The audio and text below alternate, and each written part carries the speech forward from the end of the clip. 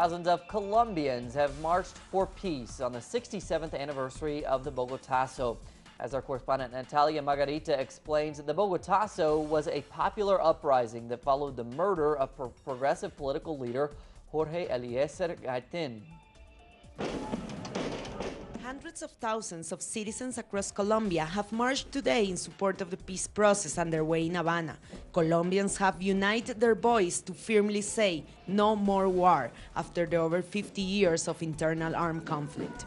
War is sadness and fear, in which we have wanted to plunge into over many years of history, and we must fight decisively against it. We must stop the fear and absolutely embrace the idea of peace. This March for Peace coincided with the day of commemoration of the 67th anniversary of the assassination of the liberal politician Jorge Eliezer Gaitan on April 9, 1948, a date that in 2011 was declared as the National Day for Solidarity with the Victims.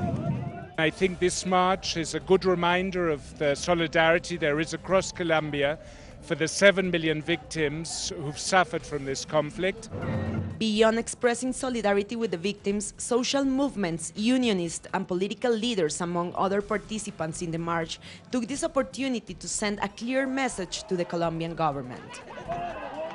The government must urgently make a decision. It's been a month already since the airstrikes on the FARC were halted. Now it's an ethical requirement that the government agrees on a bilateral ceasefire.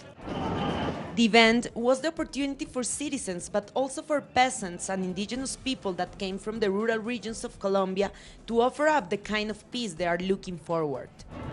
We want a country in peace. That is also what the whole world is wishing for Colombia, but also that we reach social justice, with equality and fairness. The peace that we indigenous people want has to do with being able to live in harmony with our territories, that they let us live in autonomy with our traditions and customs. For the victims participating in this march, it was also an opportunity to dream about a different future.